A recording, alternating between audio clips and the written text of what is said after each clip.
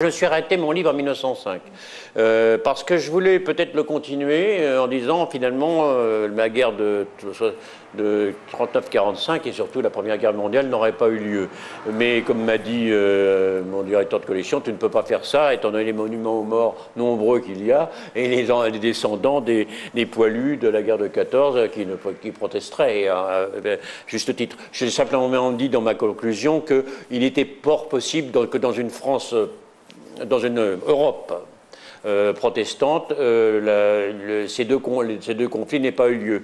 Car en fait, d'un certain sens, bien sûr, je vais parler de la séparation des États qui a été préparée par les protestants, mais je crois que dans ce livre, je dis mon roman, oui, c'est presque un roman, le lapsus est venu de lui-même, je pense que l'Europe s'est construite très très vite, s'est construite dès le XVIIe ou le XVIIIe siècle parce que l'Europe est complètement protestante. Et je crois que ce lien-là, ce ciment a été très fort. Et donc je parle beaucoup d'Europe. Et ma conclusion se conclut sur l'Europe. L'Europe où nous sommes en plein dedans, dans quel état on ne sait pas. Donc oui, j'ai voulu la séparation des États, la laïcité, qui était d'ailleurs préparée par la République. La République convient très très bien aux protestants. C'est vraiment le régime qui leur convient le mieux.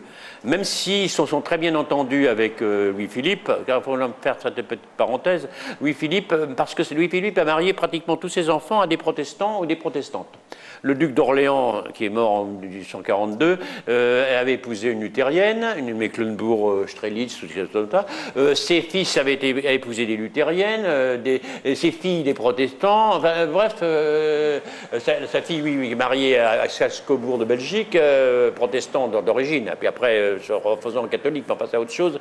Et donc, aux Tuileries, c'est bien connu, il y avait la Bible dans toutes les chambres, comme dans les nations protestantes. Donc les protestants se sont très bien entendus avec Louis-Philippe, moins bien avec Napoléon III, qui a rétabli d'ailleurs le catholicisme, ça faut aussi le dire, mais la République leur convient très bien. La République, ça c'est vraiment, la République et le protestantisme, c'est quelque chose qui leur convient. Puis en plus, bon, la République leur laisse la liberté, bien sûr, toutes les libertés possibles, mais ils l'ont, mais ils la laissent aussi à tout le monde, et eux-mêmes veulent que la France devienne neutre et laïque pour permettre à toutes les religions de se développer. Car les protestants ont toujours dit il ne peut pas y avoir de religion libre dans un pays qui ne soit pas laïque. Voilà, et c'est vrai, la neutralité est une condition même de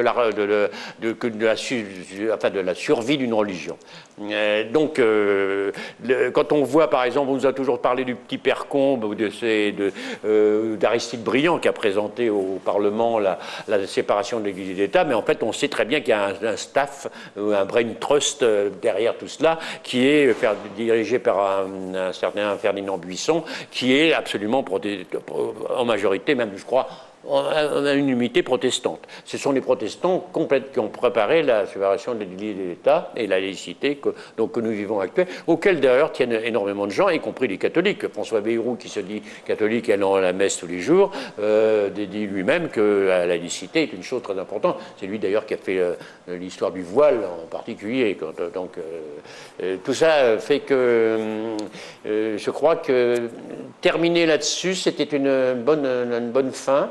Car c'était clore finalement une France protestante commencée en 1561 et qui ne se termine pas bien sûr à cette époque-là, mais qui vraiment là imprime définitivement, je crois, le sceau protestant sur la France.